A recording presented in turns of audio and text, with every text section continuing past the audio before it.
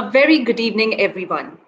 It is with pleasure that I, Aarti Jhingan, your host and moderator for the evening, welcome all of you to this joyous occasion. It is indeed a joyous occasion, for it is a celebration of ideas, a celebration of young men and women who dare to dream big. Welcome to the curtain raiser to the next phase of TUP 6.0. This year, the Ultimate Pitch has created records yet again. Over the last few weeks since its launch, we've had more than 10,000 students registering and sharing over thousands of ideas. And it is with immense delight that I welcome you all to our over 10K strong TUP family. The Ultimate Pitch, and I, for one, having seen it grow so closely, can beam with pride on what a journey it has had. Over the last 5 seasons, TUP has touched so many lives, directly and indirectly, through the innumerable teams, through the winners, through the mentors, through the prototypes, and through so many ideas that have actually come to life and are adding value to the society today. And so, we wanted to bring all of this together and create a meaningful community which is hungry to grow and learn from each other. The TUP We Evolve Masterclass series is for you, our TUP community. It doesn't matter if you win or lose, you make it to the campus rounds or to the semi finale, for you had the courage to ideate, you had the courage to go beyond, and you had the courage to evolve. So, this is the first of its kind 3 episode series of TUP We Evolve Masterclass with newer lessons coming your way every week. So, stay tuned. Now, hashtag We Evolve. Evolution is everywhere. Let's just take a pause and look around. I mean, these days there's also evolution in my kitchen with my evolving cooking skills. But then look at how rapidly our grandparents are also evolving and seamlessly communicating through online means. Now, typically, we would have been traveling down to your campuses and conducting some of these sessions at a VR on your institute, but here we are, evolving and connecting from the comfort of our homes and hostels. These times are certainly unprecedented. However, we at Reliance look at an opportunity in every challenge. In the pre COVID era, due to time and travel constraints, I'm sure you would have met some leaders of Reliance. But guess what? Today, times have evolved. We don't have not one, not two, not three, but 4 stalwarts of Reliance in the very first episode of the TUP We Evolve Masterclass series. And I'm super excited to now just get right into it. So without further ado, let's bring our exemplary panel members on board.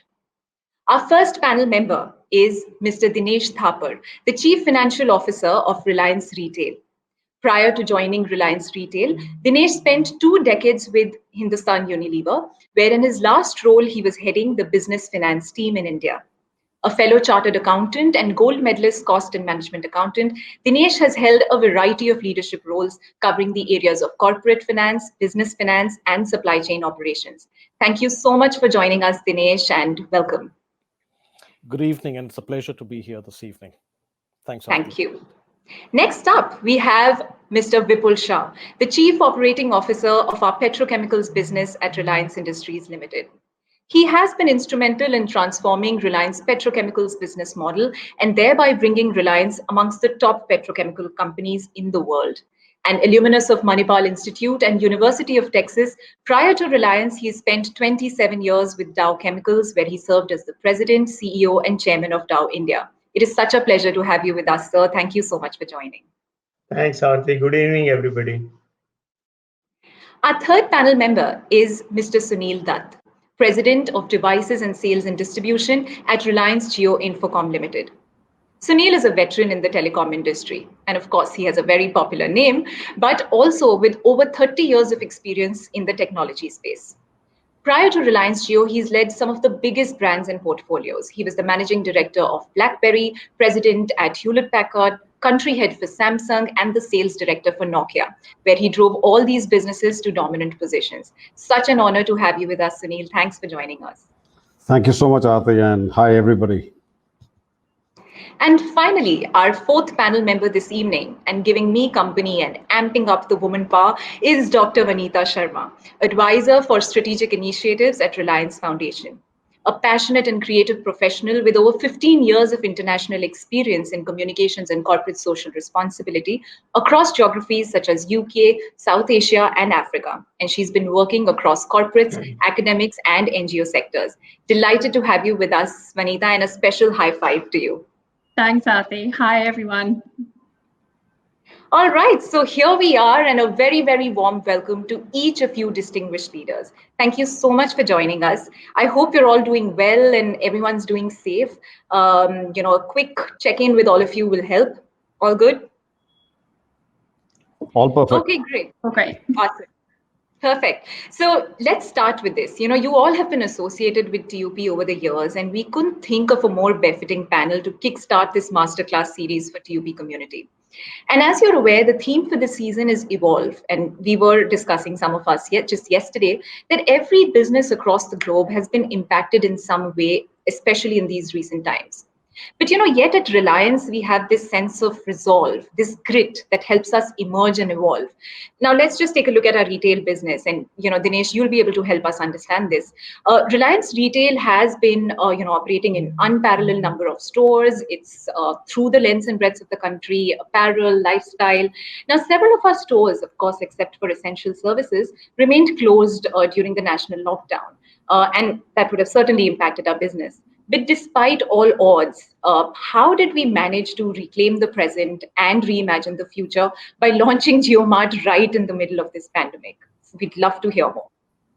Yeah, sure. Thanks, Aarti. And, who was to tell that 12 months back, life would be so different today from where it was? But for our retail business, and we're a diversified retailer, you're familiar that we operate across segments of grocery, fashion, lifestyle, electronics, now pharmacy as well. And we had to grapple with a situation of almost two extremes, because overnight, as COVID struck and lockdown emerged, we had one part of our business, which was our grocery business, which surged overnight. And we had fashion and lifestyle and consumer electronics, which went down to the ground because fundamentally stores had to remain shut. But I think the one hallmark of this business, as indeed the rest of the broader Reliance family, was that the business embraced change, creativity, and connectivity of an order that I've not seen or heard. And I think that would be true for many other businesses as well. And as a great man once said, never let a good crisis go to waste. And I think that's really what the team at Reliance Retail did. Multiple things. We realized that stores were shut, had to be shut, but there were still consumer needs which had to be met.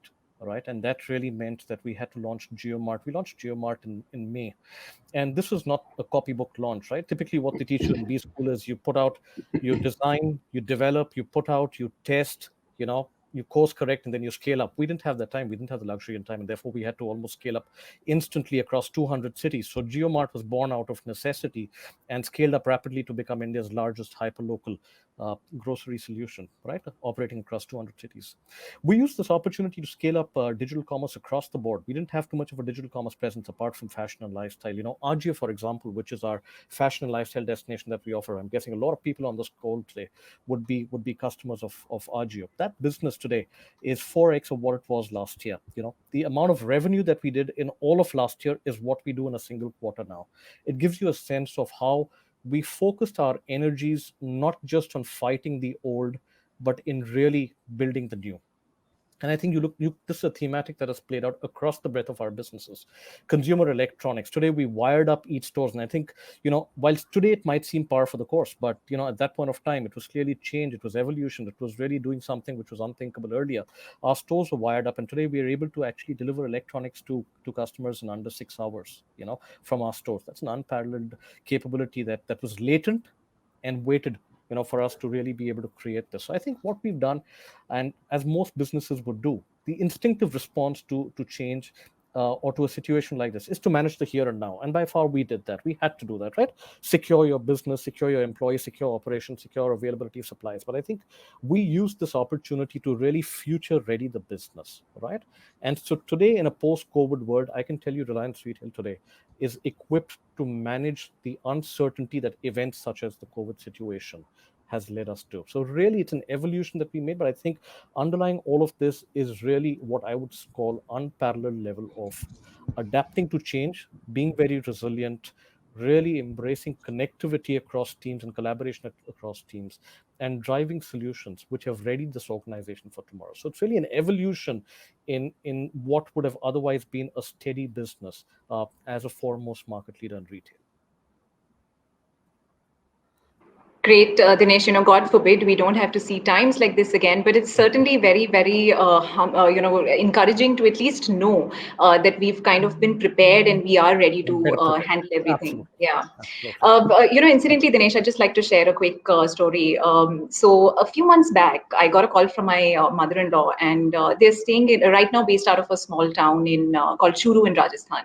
And I got a very excited, ecstatic call from her saying, "Guess what? JioMart is opened here." And you know what? They have broccoli. Now in a town like that, you would usually not expect someone to have broccoli. And trust me, she was so excited about it. So I think that just goes to genuinely talk about how we've managed to be able to, handle even the supply chain and ensuring things like this happening in remote places. To really ensure that we are building capabilities not just for dry groceries but for wet groceries, of which we in any case sell a very large part of what is sold, but then to deliver that to customer homes because they couldn't come here is clearly a capability that we ramped up. So delighted to hear it, and I'm sure there'd be many such customers who would vouch for the same experience. Yeah, I was certainly beaming with pride. So great. All right. Thank you so much for that, Dinesh. I'm going to move to Vipul now. Vipul, at a time when the entire world is looking at alternatives to conventional energy, there's so much noise around, fuels, plastics, about the future of traditional petrochemical businesses. Just share some light on, how we have reimagined our business models to evolve ourselves into a provider of advanced materials for a way more sustainable and futuristic world. Would love to hear more. Sure. Thanks, Aarti. I think when you talk about the advanced material or any different sustainable model, the first and foremost thing which we did really is to move away from a simple product offering company to start working and offering a solution. Because if you want to get into advanced space, sometimes those solutions are already not seen by the market. You will have to literally develop them from a concept stage, get into entire modeling, get the manufacturing process going, prototype the whole thing, test mark, do the analysis, and then put it on the component testing and then put it in the market. Now, we always had what I call application development centers, which were be it elastomers or be it polymer or be it polyester. In fact, our application center research in polyester is the biggest in the world, which we acquired the entire business of DuPont and brought it to India and Patalganga almost 15, 17 years back. But marrying that with the entire material engineering center, which is actually material agnostic, that center understands the molecular science behind everything. They understand the entire design and the properties. Because that really becomes the bridge on pushing the product versus finding a solution. And in doing so, if you go to the next slide, you will see the kind of stuff we've been able to develop, which historically Reliance would have never done it. We are into a big way into composites, including carbon fiber. We are now able to design the entire rapid mass metro train bogie. Every interior is designed, the material is specified. We can make it out of any material we want because we understand the design capabilities.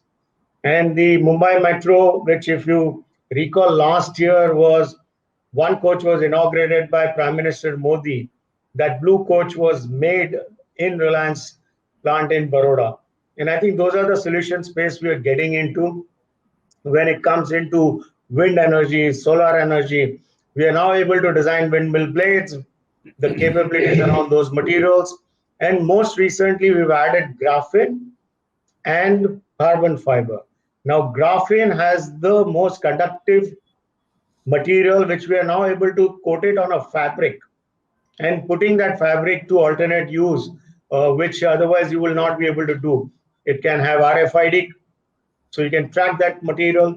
When you talk about the whole sustainability, the end of life sustainability of material also becomes very critical. And so I think that becomes the other component of entire business where polymer being attacked. And we've been saying that, ban plastic is not the solution. Because without the plastic, if you look at in the current COVID situation, in fact, plastics have saved millions of lives.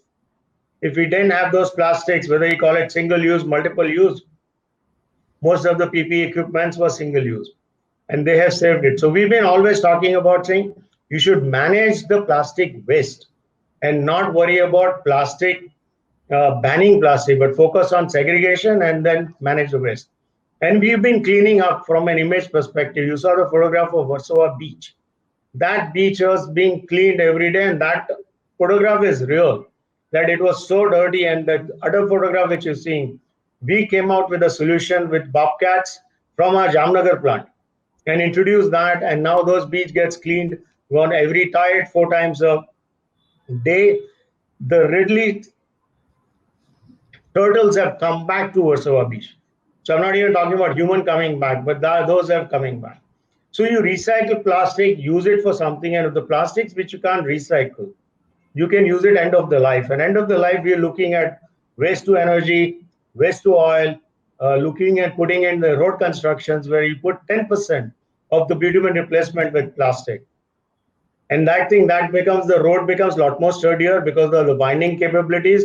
Water doesn't seepage, so that it can withstand the rain. And the first road we constructed, 40 kilometers in Nagotane plant, because that's one of the worst hit rain area to prove as a proof of concept. And you talk about using as an alternate. Today, we are one of the largest polyester bottle, the PET bottle as they call it, the water bottles or the soft drink bottles are recycler in the country. We've been recycling about 2 billion bottles every year. And in a year's time, we would be probably going between 4 and 5 billion bottles per year. And from there, we actually make fashion fabric. And those fashion fabric is been termed as R-Elan, which in short stands for Reliance Elegance. It's our logo, where we actually guarantee attributes of that material and the traceability of material, that we can say this is made from recycled fiber. And unless we address that sustainability and recyclability, our industry will always suffer from image. You talk about any municipal waste, only 10% of the municipal waste is plastics, polymers, or chemicals. Nobody talks about the 90%, but that 10% is very visible. On the beach, there are multiple things comes under the beach as well, but plastic floats on the top. Whether it's a meaty river, it floats on the top and it's visible.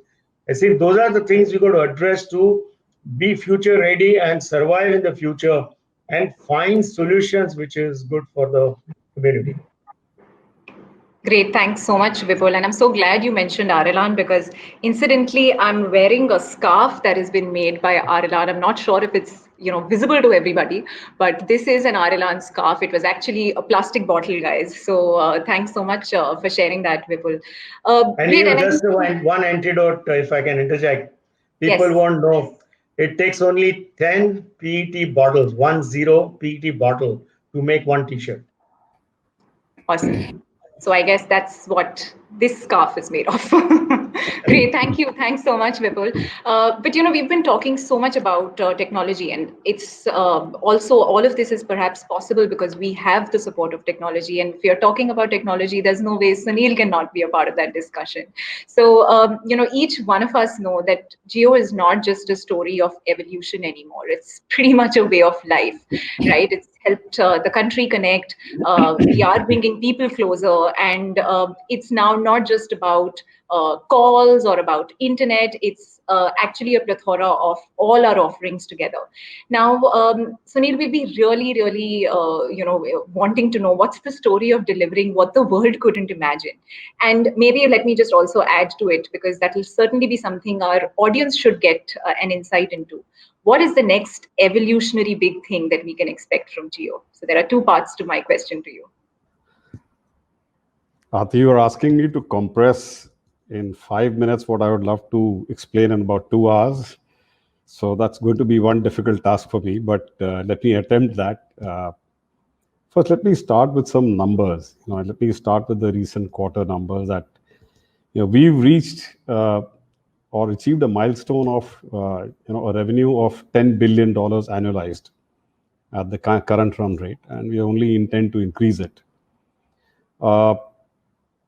Our quarterly revenues on a year-on-year basis, 32% up, and year-on-year basis, and at 18,500 crores. Our total customer base has reached almost 411 million, 410.8 to be precise, as of December 2020.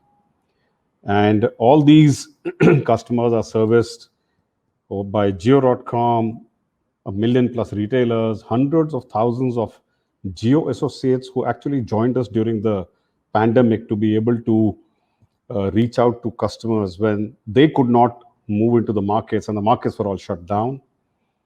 We have market leadership in 18 out of the 22 circles that are there, the telecom circles in the country, and we have the AGR share of about 45%. The per capita GB consumption, which used to be before we came in was about 450 MB, is now gone up to almost 13 GB per capita.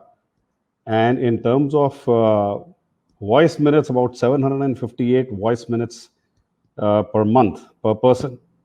And today, Jio is the largest data network in the world. So yes, we have delivered the unimaginable, and that's kind of based on a few fundamental blocks as per me. When we started off, one of the blocks that I can think of is, about solving the need for the majority. So we decided to solve the need for information, for education, entertainment, and what have you, in a manner which was scalable but achievable if planned properly and executed on the first principle thinking. While our competitors maybe forgot the purpose of their existence, that is to connect the Indians to the world, we went to solve that precise need, but to do it with the latest technology, which was scalable and where we could upgrade our customers to the next level. We set, as a second one that I can think of, we set very clear, ambitious goals and worked backwards to deliver them. When Jio was in the design stage, our chairman's goal was very simple: to bring digital revolution for all Indians. We realized that 4G as a technology was the future, but VoLTE, that's voice over LTE, was still unproven. And voice, as you know, is very, very dear to Indians. As you're all aware of the market conditions, voice was about 80% revenue for the existing players at that point of time. And 1 GB of data, for whoever is able to remember, used to cost anywhere between 200 rupees to 1,000 rupees, depending upon where you were. And in those circumstances, we set an ambitious goal of 100 million customers in 100 days. So what happened? We failed. We failed to get 100 million in 100 days, but we got them in 170 days, which was a world record. But did we stop there? No. Our 200, our 300, our 400 million, all are world records for being the fastest to each of those milestones across all companies. The third principle, personally for me, I have never been very, very rigid in my methodology or forced my way into, my way into thinking. I believe, everybody needs to collaborate and to contribute. And if you believe in India's potential and in your ability to get anything done, when planned with passion, everything else, strategy, tactics, programs, peoples, skills, you need to be constantly able to tweak and find out what are the next rockets for growth. Along with that, be very humble in your thinking. As you will get along, a lot of things will go wrong.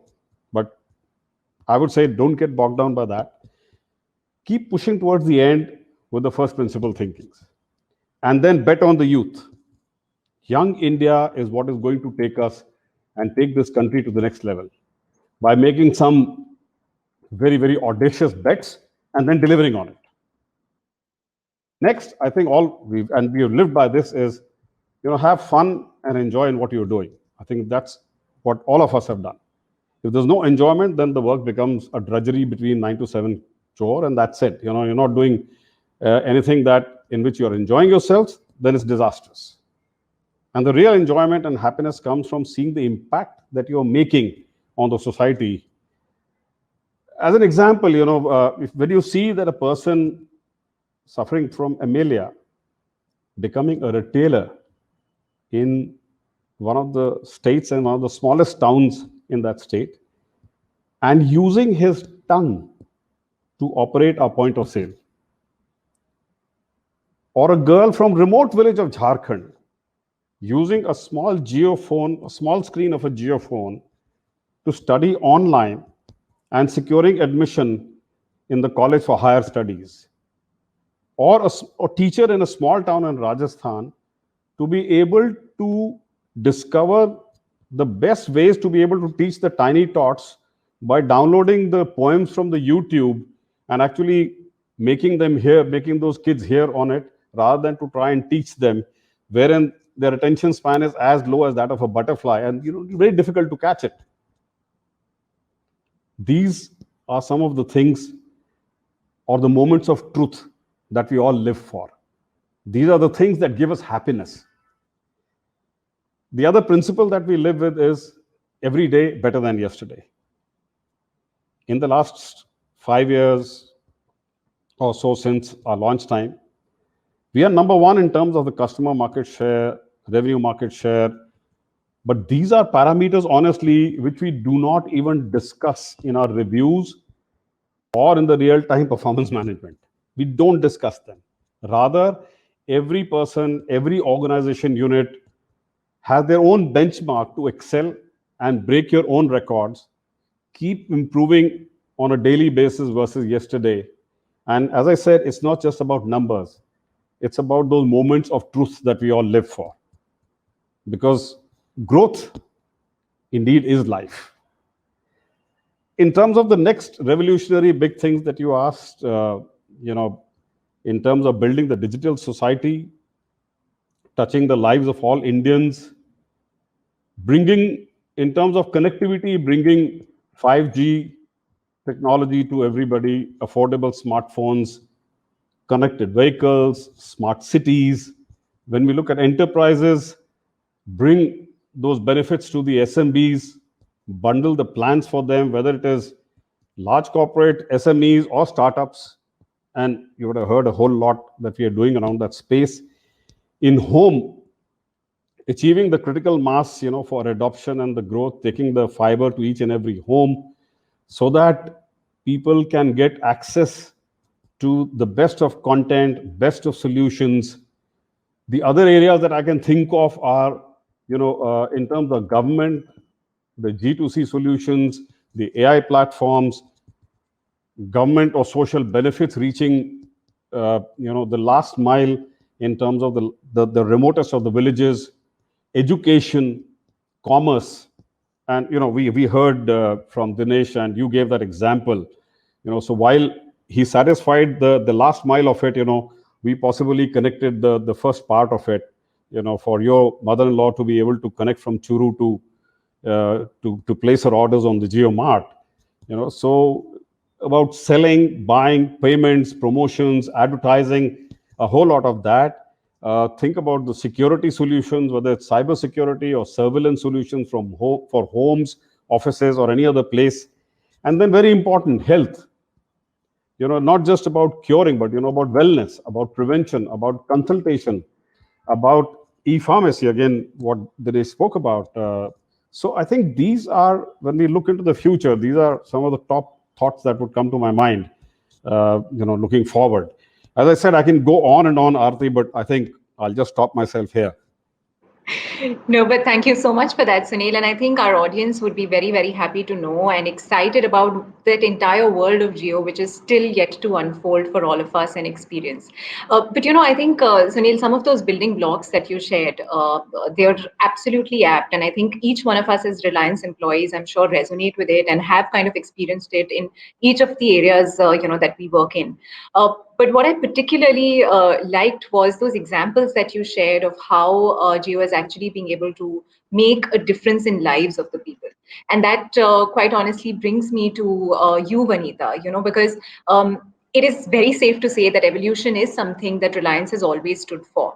And we hear a lot about, how we're evolving on our businesses. But apart from our businesses, even when we are partnering with the society, we've evolved from rural transformation, education, healthcare. We are adding initiatives in sports, art, culture, heritage, and at every stage, the impact for our nation is huge and evident. So, how important, Vanita, do you think it is to take people and society together in this entire journey of evolution? Thanks, Aarti. We think it's incredibly important. It's very much at the heart of everything that we do at the Reliance Foundation. Our focus is all about empowering communities, empowering individuals, and helping transform lives. Because what we really believe is that, in order for there to be, real change, real progress, that development has to be there at every level of society. And that's something that, the Reliance Foundation is, wholeheartedly committed to. So I think just to tell you a little bit about, what we do and how we sort of approach this. So the foundation was established in 2010 by our chairperson and founder, Srimati Neeta Ambani. And over the last decade, we have worked across India in very much every single part of the country, including some of the most remote corners and villages of the country. With a particular focus on helping support marginalized communities, women and children.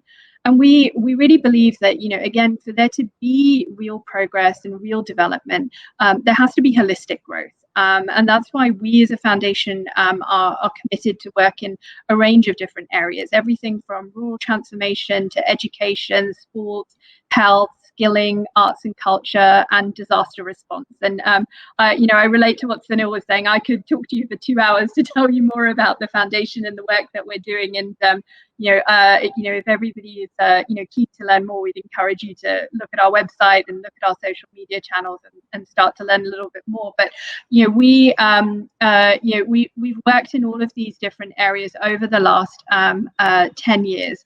And, during that time, society has changed tremendously. The challenges and the opportunities that are there for development have grown and changed.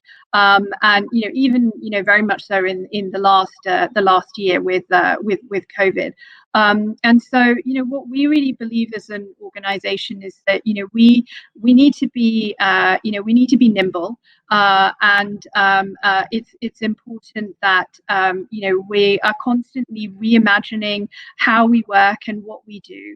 And I think just to touch a little bit on what we did in the last year with COVID, we pretty much as soon as the COVID outbreak started to emerge in India and we had the lockdown, the Reliance Foundation, together with the rest of the whole Reliance family and all of our different businesses, very quickly put our heads together to say, what can we do? We will be there to do whatever we can to help, to help the country, to help the communities where we work, and to be there on the ground quickly.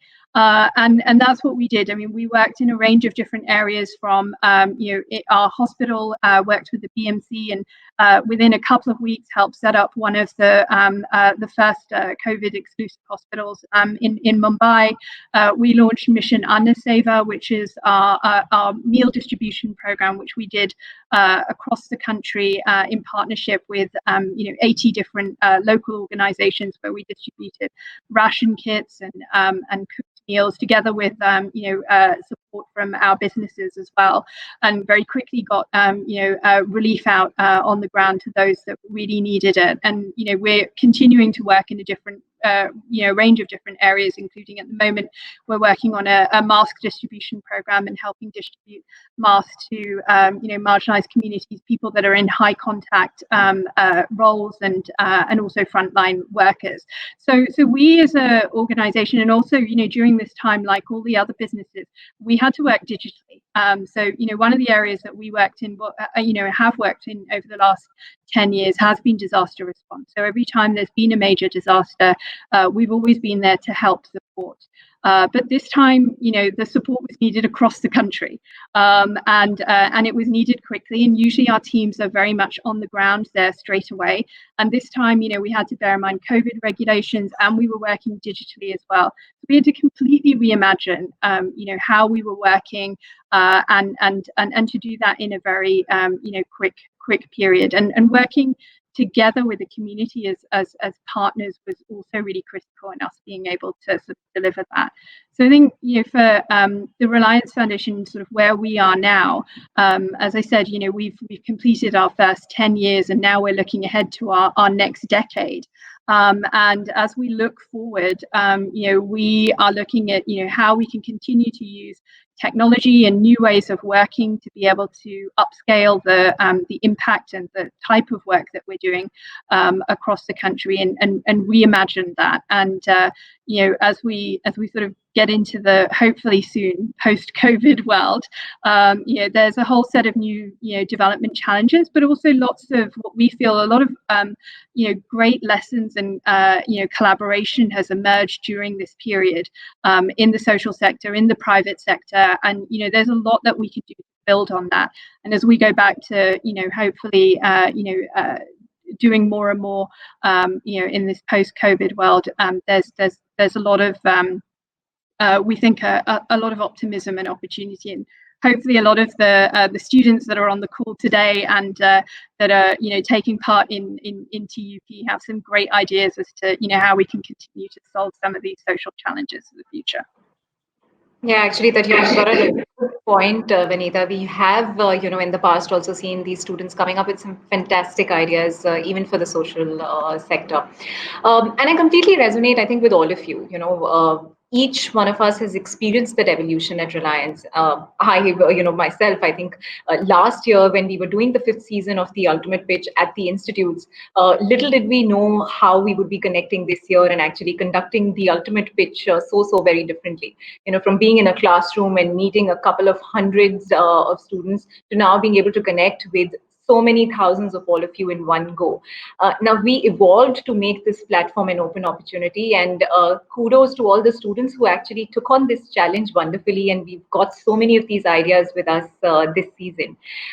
We've received over 1,500 idea submissions from over 10,000 students, and the battle starts tomorrow with our campus rounds, and all of us are very excited to see how these teams are going to be pitching their ideas in their unique ways on this virtual platform.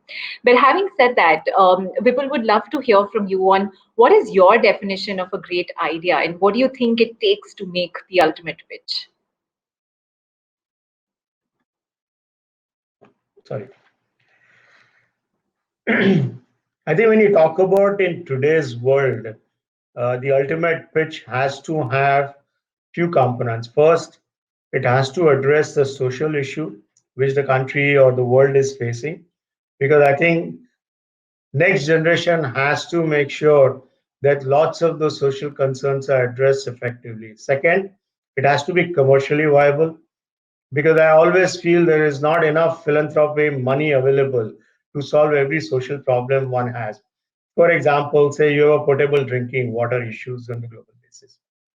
Whatever solutions you come up for potable drinking water, which is affordable, whether it's a community water systems or what have you, it has to be a self-sustaining.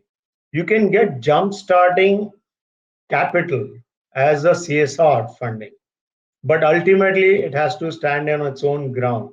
And I can tell you, unless you do those two things right, it's not going to make any difference in the world.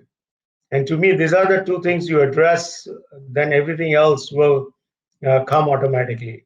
Find a way to make a difference in the world for people at every cadre of the society, and not just for the elite markets where you will make money. I think you will automatically make money. I think Jio is a great example where you can still make a lot of money by having large pool of people addressed at the right price point. And I think that's really what you need to do, I think. Thank you, Vipul. I think this is truly turning out into a masterclass with some great tips coming your way, audience and students. I hope you all are listening very closely. But pretty related to this, TUP for us is not just a quest for best ideas. It is for people who believe that their ideas can certainly create an impact and they would be able to pitch it, in a short time. It is always heartening to see some of our young B schoolers battling it out to deliver their ultimate pitch. And Dinesh, maybe if you could also throw some light or reflect on some instance where someone has pitched their idea to you in a pretty short span of time or in a unique way, and why did that idea stay with you? Sure, Arti. I might sound prescriptive on this one, but I've had the opportunity in the past to really be a part of a number of these pitch events, or even actually judge a few of them. And I can tell you that, diverse as the idea might have been, as I relate to some of them, and I'll refer to a few of them now. Uh, there are a few things which clearly stood out in each of these, and I'm saying it may sound prescriptive, but these are things which resonated in my mind. Whether it was speaking to the founders of a venture who were looking at managed farmland, which was really trying to combine, let's say, an agri venture with hospitality and leisure.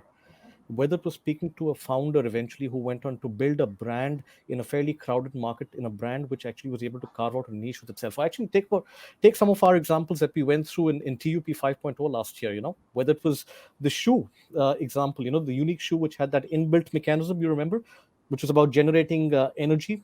Yeah, the team from Or, IIM Bangalore, which was yeah, actually the winning or team the from or, for TUP 5.0. or the eco-friendly fridge, the portable fridge. And I think, when you look across the ideas, the range and the spectrum of ideas, I think there are a few things which in my mind have stood out. One, there was a very, very clear and compelling articulation of what was the need gap that was being addressed, right? What was the idea trying to solve for? Was it satisfying a need? It identified a need gap, and bang in, it pitched its idea in that space, right? It called out the size of the prize, because eventually, if you're making a pitch, you got to excite people, right? Size of the prize. This is the impact you're making. This is the social impact you're making. This is the economic impact you're making. This is the larger community impact that you're making. So what is the size of that prize? And I think that's an important piece to really be able to engage and energize. I think it's important to then outline, and I think each of these successful ones in my mind were able to outline clearly and very distinctively what was the proposition and what was the benefit that they were delivering, you know. And that went down to then defining and asking the most basic question: why do you think you will win? Was it a me too? Was there some differentiation in there which led you to believe, as you were pitching to us, that you were out there to win or really be able to deliver this? So that was the third piece. I think then they went on to articulate the path to execution, because that's really where, the rubber hits the road, and you want to make sure that, all that you're talking about is not fluffy, right? And that you have the sense of how to execute, the path to execution. And I think the last piece, to what Vipul said, right? It has to be about the economics as well, because that's really where the cookie will tend to crumble, right? You've got to be clear about the economics of it. You may not, some of it may evolve over a period of time, but you've got to have line of sight into a model which is viable, into a model which is sustainable, right? And I think, to me, these are some of these ideas that resonate in my mind, or that have left memory structures, are actually those which have really ticked marked the boxes on each of these. And then, of course, is the event in itself, which is fundamentally, you're looking for people to really make it compelling, well researched, qualitative research, quantitative research, right? People to come into the session, because it is the moments. There are thousands of ideas. You just said you filtered 1,500 out of the 10,000 of them, right? And that's going to narrow down even further. And then it is about that moment. It's about anticipating questions. It's about anticipating the constructive challenge that people, will pose. If people have seen Shark Tank, the kind of questions that come your way, right? It's about anticipating that. And I think it's also about the succinct communication, right? Think about all the ideas that come in. Think about TED. TED does it. If TED can inspire, energize, and leave you excited in all of 18 minutes, right? Maybe 3 minutes, 5 minutes, whatever's the time that we're setting for the teams. But it goes back to communication, being able to create that excitement in that period of time. That's an art, because, brevity doesn't come easy, right? And therefore, I'd really leave it for teams as they come across for the ultimate pitch to really prepare themselves for it. And of course, then everything else, to my mind, goes through three filters as I look at ideas. Is it a sensible idea? Is it a scalable idea? And is it really built around a sustainable proposition? So these are the three. I said it was going to sound prescriptive, but in my mind, these are things which stand out in the pitches that have really mattered. No, absolutely. And I think they are very, very much in line, with some of those cheat codes that we shared with our team when we did the launch. And if you add what, Vipul just spoke on how there needs to be relevance to, our societal issues as well as it being commercially viable, pretty much like what you said, Dinesh. I think this will be very, very good food for thought for all the teams who, of course, would be moving to the next stage, but at the same time, who will continue to think big and want to continue to ideate. So, guys, again, truly a masterclass coming together. Thanks so much for that, Dinesh. Very helpful. But I think now, Vanita, let's do some crystal ball gazing. Okay, so what is your vision for the world of 2050? How do you suggest our youth of today should be preparing themselves to emerge as leaders in the fast evolving world? Let's see if you can help us with some of that crystal ball gazing. Sure, that's a great question, Aarti. I think what I would like to see by 2050, and this is going to sound a little bit cliched, but I think we should have audacious goals. So an end to poverty, equality of access to education, all children having the right to play and enjoy sport. And a better climate and real improvements to our environment and the way that we all live and work. Now these sound like really as I said, really cliched goals, but I think as I look back to say, let's look back 30 years, and this is where I'll show my age, but I was about sort of 10 or 11 years old at that time. And if we look at, how was the world then in 1990, looking at technology, we had, I had a Walkman, which I'm sure most of the students on this call may not even know what that is, but a tape recorder Walkman. And we had just got a video player only 5 years ago. I think we had our first remote control for our TV. We had no idea what the internet was. We had no computers. I mean, I grew up in the UK. None of the technologies that are transforming the way that we all live and work existed. And going back to what Sunil was saying about connecting Indians with the world. I mean, my family's Indian. My grandmother was in Mumbai, and we were in London. And we used to have to give her we always wanted to keep in touch with her, but we could only give her a call once a month, only for a couple of minutes, because it was so expensive, and she'd have to walk across the road and take the call from a post office, not even a phone in the flat.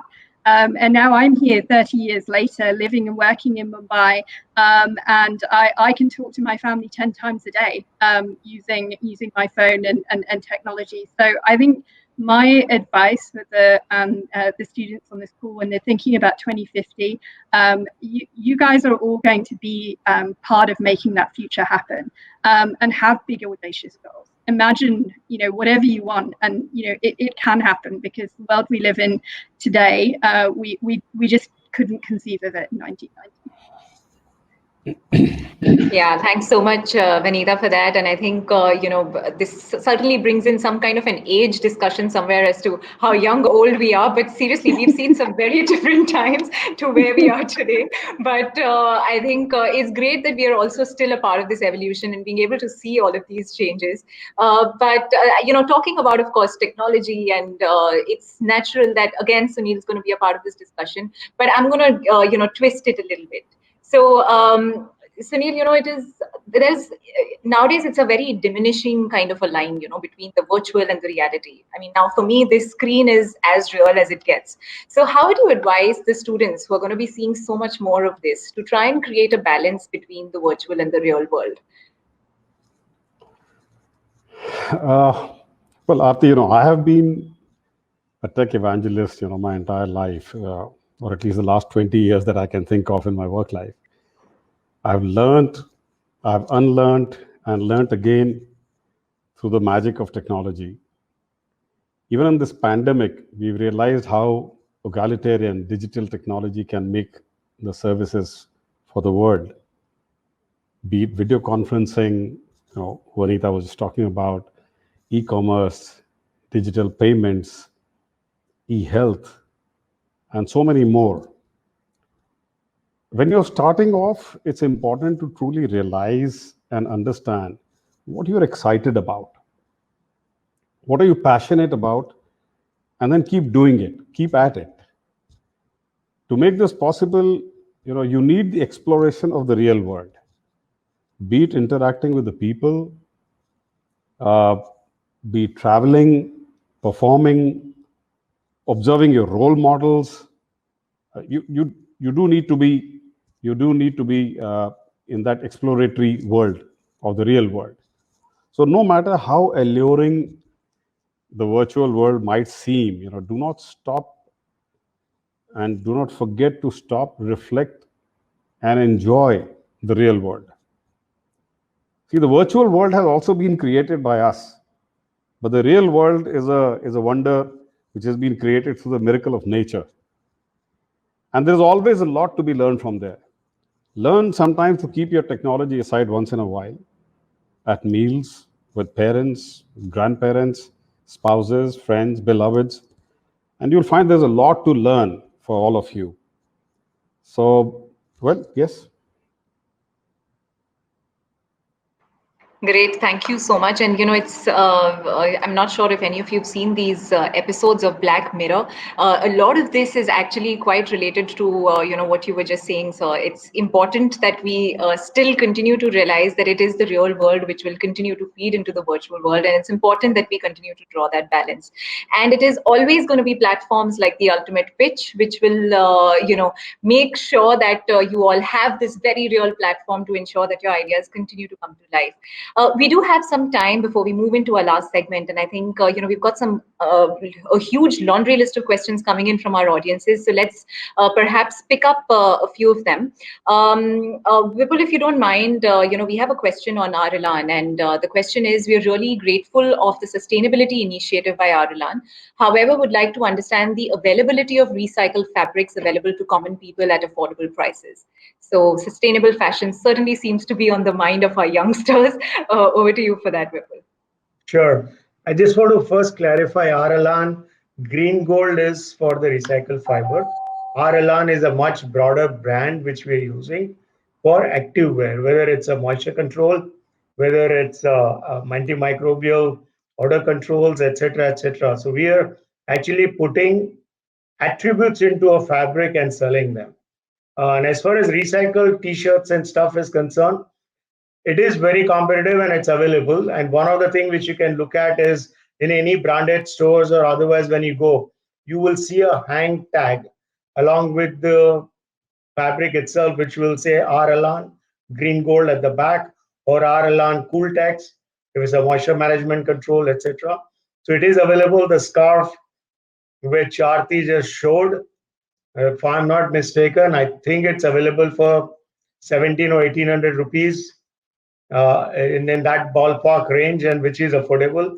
R-Elan t-shirt would be similar to 400-500 any polyester t-shirts. And in fact, we are in advanced discussions to launch this with our retail team, some of these brands into the market through the Government Day. We've done more than 3 million garments hang tags already in the launch of this over the last 2.5 years. And we also do circular design challenge with Lakme Fashion Week. The third one edition will come where we actually give it to designers. It is almost like the ultimate pitch where the designers have to use recycled material to come out with a fashion garment. And then that is judged. And one of the finalists, we actually took them to the UNEP, which is United Nations Environmental Protection, their assembly in Kenya, which is once a year event, and showcase their garment. And the whole concept was I was a sari. And they make fashion garments. So encouraging recycling in the fabric industry as well in a significant way is what we're doing. So it's commercially available. You can't buy the fabric because you can buy garments. We're not into making fabric itself, and most people whom we sell make into the garment. And today, globally, from Marks and Spencers to anybody in US, you're looking at retail brand, all of them, this is one of the most preferred material, and it actually is very competitive. Thank you, Vipul. In fact, just the fact that you mentioned retail and Marks and Spencers and how there's actually a collaboration between what we are doing in the petrochemicals business to retail actually brings me to the next question by Sahil. Sahil, a very good question from you. And I'm sure this is in the minds of so many of our students that we have so many different branches, and I'm assuming they mean different businesses of Reliance. How do they kind of communicate, collaborate, and help each other get and take advantage of, economies of scale? And with all of you from very different parts of our group, I thought this is a very befitting question to probably end this section with. So, I mean, any of you can perhaps go ahead. I'm sure, Dinesh, Sunil, you'll have lots to also share about how Reliance and Jio is kind of coming together to also make so much happen. So.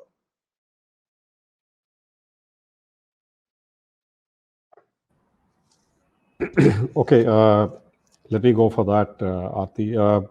Yeah, it's very interesting, because Reliance is so diversified, and I'm sure a lot of people would have those questions as to, how do we communicate with each other? But, we do have a lot of collaboration, and we do have uh, a lot of synergies in terms of being able to, work with each other. So, for example, retail and geo are quite naturally working with each other, whether it is taking our services and our products through our retail stores, and about almost 10,000 of them, and or ensuring that the technology which connects all the stores is able to provide the real-time information, and or when we think about foundation and the fact that there's so much of work which goes into the remotest parts of the country, to be able to have a real-time access to what is happening in a whole lot of projects which take place or which are being executed in different parts of the country.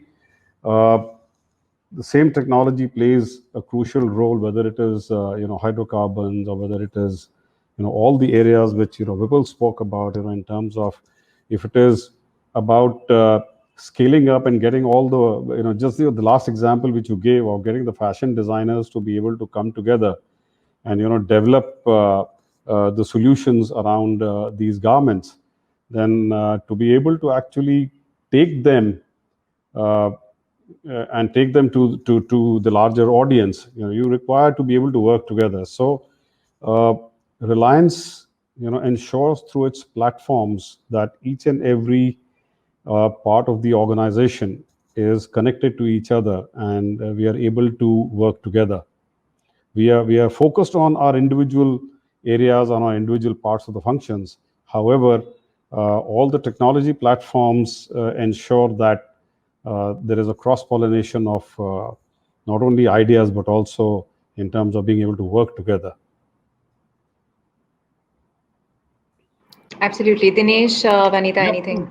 from a quick, from a retail perspective, a quick perspective, I think to the point that Sunil was mentioning, I'd say that the future of retail is powered by of Reliance Retail is powered by Geo in many ways, because I think if you look at the next frontier of growth for Reliance Retail, it's a lot about new commerce, right? It's about an inclusive model of growth, working beyond what the traditional boundaries of organized retail were, but working through this very inclusive model, a participative model, with millions of merchants, kiranas across the country, right? And I think a lot of that is to really digitally enable them, empower them, and engage them, and that will be powered by Geo. So that in many ways is how it's one example of how, let's say, Reliance Retail is leveraging the broader organizational capability or the RIL capability, really to be able to, delight customers, but really build businesses which offer great societal value and scale as well.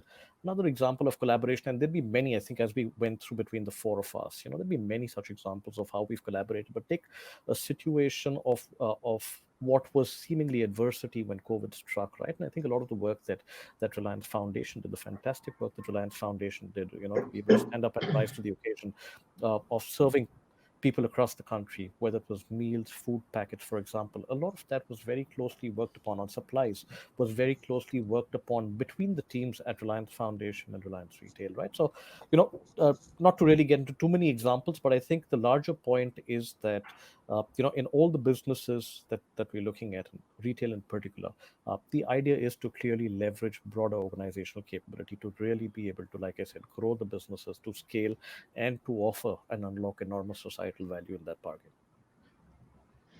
Vipul, sir, you had something. Yeah, I'm just a couple of things which you talked about. In the country of ours, when the COVID hit, there was no PPE manufacturing capabilities, no mask capabilities. Foundation found the need to create those masks for the poorest of this country. So our petrochemical team got together, made those grades which were imported into the country in our plants for non-woven fabric, got those fabric done. In Alok Industry, which is one of our acquired company, we actually went into the mask making production. Within a span of 1.5 months, we got the first machine from China. We were making 100,000 masks per day. And that's what I think the mirror comes. And something completely wild. We had HN Hospital came to us, and we actually started talking to them. And there was a 10-year-old girl who had a very curved spinal cord, and they needed to do a surgery. Our team interacted with them and said, send us the photograph. We did the laser 3D image printing in our computers, called the doctors who sat down with us. We showed the full image. We made a 3D printed spinal cord of that image in our lab in the campus in Mumbai. And the doctor came, sat down with us and said, how is he going to make this corrective surgery to make it quick? This operation would have taken him 11 to 12 hours. He was able to do this in about 3.5 hours. You think about the anesthesia, etc. The patient has to, 10-year-old girl has to stay in, is reduced dramatically. And when he opened up, there was a places where he couldn't reach. And he actually did it because he had already seen the image. The 3D image was in front of him, and he said, I know what exactly it is. And he went and did the surgery. So I think this is the ultimate collaboration where completely out of the blue, we were able to make this in our own divisions and help the foundation to make a difference. Wow, that was really, really a very powerful example. Thank you so much for sharing that, Vipul. In fact, I got goosebumps while you were saying that. But Sahil, great question. I mean, I think you've really heard it, how the entire organization comes together and collaborates, and that's how our business models also are working. So great question, Sahil. I think it's interesting how this masterclass has actually, got all our students and our audiences thinking on these lines as well.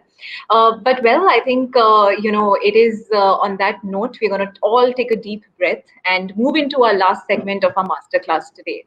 It is now time to have some fun and put our leaders on the spot. Completely inspired by a very popular talk show, and no prizes for guessing which show that is, it is time for the rapid fire round. Here is an opportunity for our audience to get quick responses from our leaders to their very fun questions. So get cracking on the chat window, everybody. I'm going to ask a question to our panel members here, and please feel free to respond in a word or a few words in a few seconds. Like they say, it needs to be rapid and you need to make it fiery. So panel, are you ready? Please do take a deep breath, take a sip of water if needed, but brace yourself for we are entering the rapid fire round.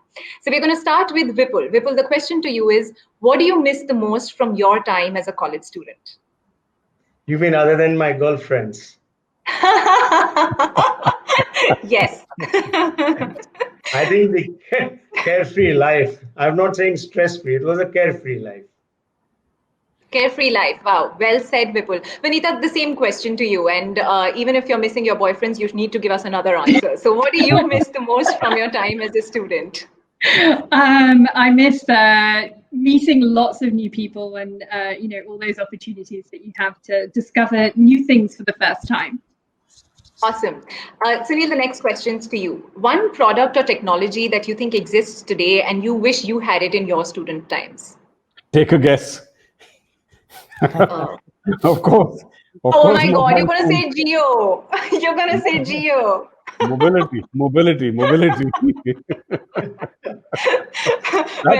actually, I that should was have very seen that simple, coming. I mean, had you asked me what I missed at the university days, I would have said maybe chole bhature, but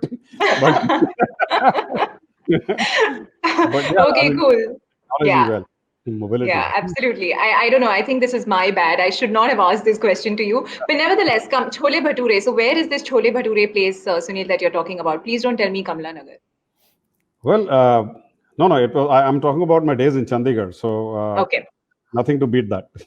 All right. Okay, great. Dinesh, the same question to you. So one product or technology that exists today and you wish you had it in your times. Yeah, And student, university, feel free. beyond doubt, it had to be my phone and a data plan. Ironically, it's still called a phone, but I end up using it much more than a phone. Absolutely. I think that's true for most of us. All right, we'll move to the next. Vanita, this one's to you. What is one of the things that you would put on your bucket list? I would love to go to Machu Picchu in Peru, which seems very, very far away right now, but hopefully one day we'll be able to travel again. Yes, let's pray to better times very, very soon. Sunil, this question's to you. If you could trade lives with one man for a day, who would it be and why? Why one man? Yeah, Why not a woman? I'm so sorry. Gender agnostic.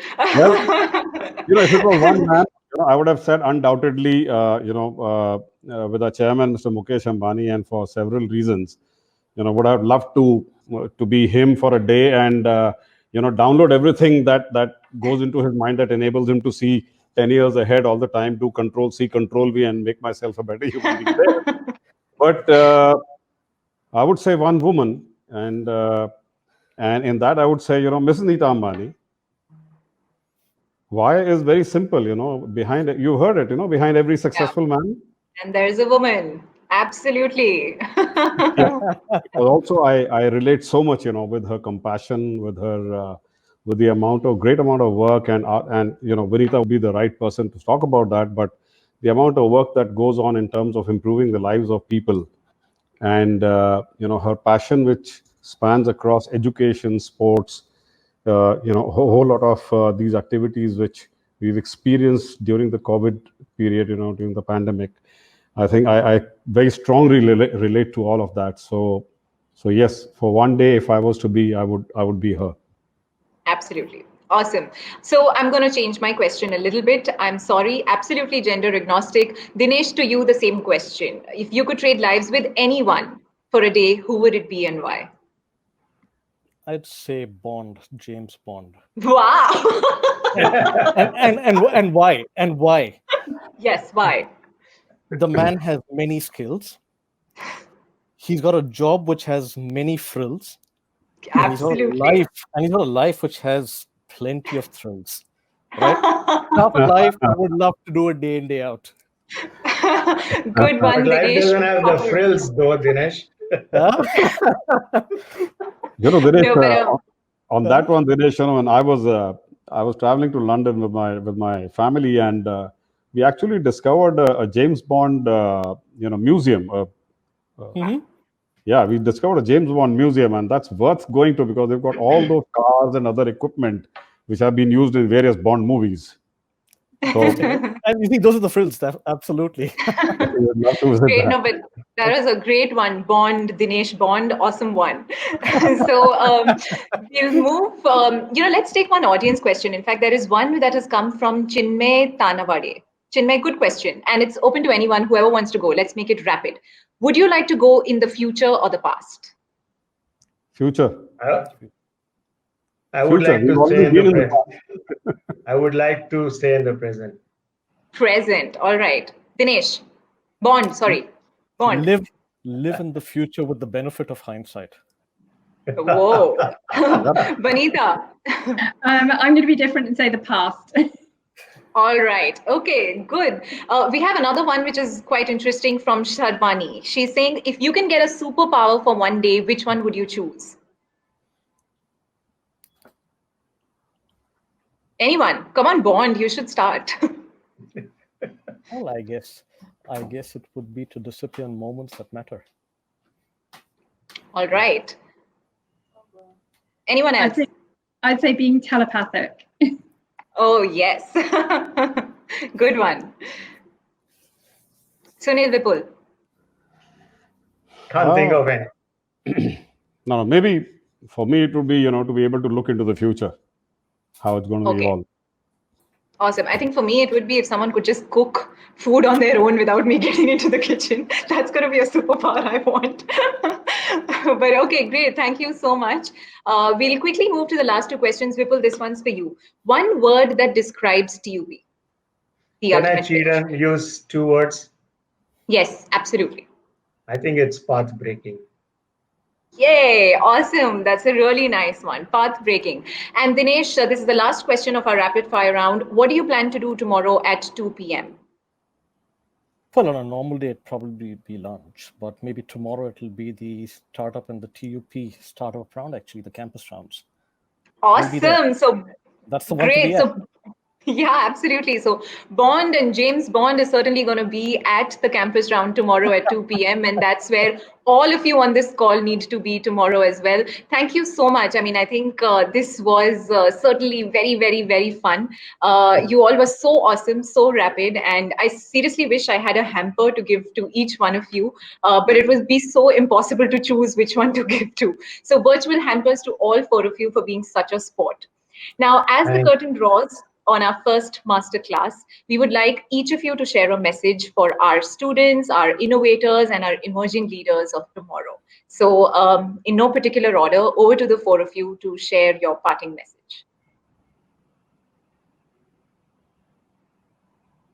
I'd say dream big and never give up. Many of you are going to go through this challenge over the next few days. You've got amazing ideas. Some of you will make it, some of you won't make it, but even some of the best ideas sometimes don't make it. So don't give up and keep dreaming. That's lovely, Great. Vinita. To me, I think if you keep rising, all the success you're going to have. But while you're going about achieving what you want to achieve, never ever lose sight of how you're going to go about achieving it. Your personal values never compromise. I can tell you, when you compromise your personal value, the stress it brings to you personally is very, very high, and it's not worth it. any kind of success or money you're going to achieve. Wow, that's a very, very good note. Thanks, Vipul. Okay, so I'd say buckle up, enjoy the ride, keep your sight on the destination, but enjoy all the stuff that comes your way right through. Enjoy it. Thank you, Dinesh. James Bond had to say buckle James up, right? Bond had to say buckle up and had to say have fun. Sunil, over to you. I would resonate with the fact that while you're on the ride, have fun. But while you're having fun, do remember that while you are at your work, at your whether it's entrepreneurial or whether it is working in an organization or doing whatever your passions take you towards, it won't necessarily be a smooth ride always. There'll be times when you might get kicked in your teeth. So at that time, you will have 2 choices. One that could make a cynic out of you, the other that could make you learn. Where to go and what to do. Personally, I've always chosen the second one, wherein I've chosen what went wrong and what to do and what not to do. So I think it's easier to become a cynic, but it's more important to remain in the learning mode at all points of time and say, okay, this is where I need to go from here. So I would say focus on that. Don't let life make a cynic out of you. Yeah, what a beautiful note to end this masterclass on. Always be a learner. Thank you so much. I mean, I genuinely am so elated. Thank you so much, leaders. It's been such an honor to spend this evening with you all. See you all soon. See you all again very soon. So thank you so much for joining us. And here's us saying goodbye to all of you. All the best. Please Bye bye. continue to be. Thank you so much. Bye. Bye. Thank Good you night, so much, Bye-bye. everyone. Arti. Thank you. All the Thank best to you. the students. All the best. Absolutely. Bye. Wow, well, wasn't that fun? I mean, I think that was an hour, and I just don't know how how time flew by. But they usually say all good things come to an end. But here at TUP, all good things don't always come to an end because this is just the beginning. We now move to the most awaited section of the day. With more than 10,000 students who are anxious to know if they moved to the next stage, and it is now time to reveal that. A big shout out to all of you for participating. It's been such a fabulous season for us, and it just doesn't matter if you get through or not. You are certainly a part of the TUP community, and we will see you all again in the second episode of the TUP We Evolve Masterclass series next Friday on the 12th of February. So, for all of this kind of fun and much more, always be a learner, and we'll see you next week. Till then, don't let your guard down, always stay safe, and see you. Bye for now. But all the best to all our teams that are proceeding to the campus round and to the shortlisted teams. The shortlisted teams are